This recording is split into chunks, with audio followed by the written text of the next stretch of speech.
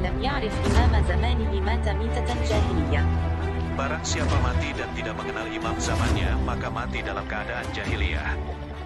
Bila ada seseorang yang mengklaim atau mengaku-ngaku bahwa dia adalah seorang imam di zaman ini, maka selidikilah dia dengan pertanyaan seperti ini terlebih dahulu dan sikapilah mereka dengan lapang dada serta dengan kesungguhan hati.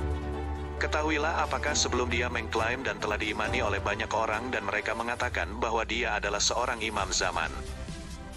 Maka tanyakanlah kepada mereka apakah dia mengetahui sebelum dia jadi imam saat ini, apakah ada seorang imam juga yang dia kenali sebelumnya, dan apakah dia berimam kepada seorang imam itu sebagai imam zamannya, karena jika kita mengimani seorang imam, tetapi dianya tidak mempunyai imam maka orang itu adalah seorang imam yang tidak kenal imamnya, alias dia seorang imam yang jahiliyah. Karena dia tidak mengenal siapa imam zamannya sebelum dia menjadi imam di zaman ini.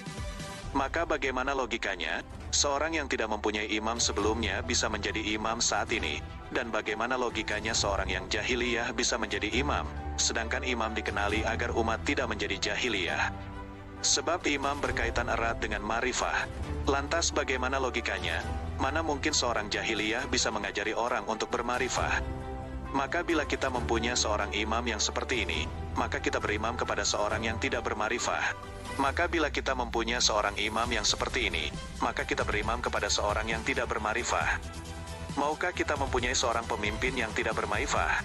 Maukah kita mempunyai seorang imam zaman yang jahiliyah? Seseorang khalifatullah yang menjadi imam di zaman saat ini, dia harus berimam terlebih dahulu sebelumnya. Kepemimpinan sang khalifatullah itu adalah hierarki kedaulatan Allah yang berterusan tidak terputus dari sebelumnya. Seperti yang tertulis pada wasiat terakhir Nabi menjelang kewafatannya. Itulah kehendak Allah yang dimakarkan olehnya.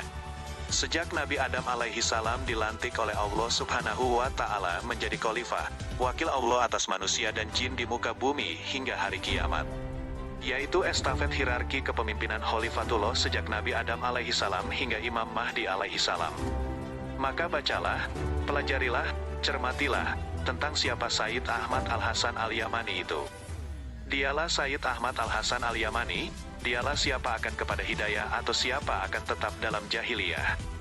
Maka kenalilah dia, karena hal ini persoalan yang sangat besar menjadi penentu keselamatan akhirat dan sebagai bukti syahadah dan sebagai bukti pertanggungjawaban kelak di hadapan Allah Subhanahu wa Ta'ala.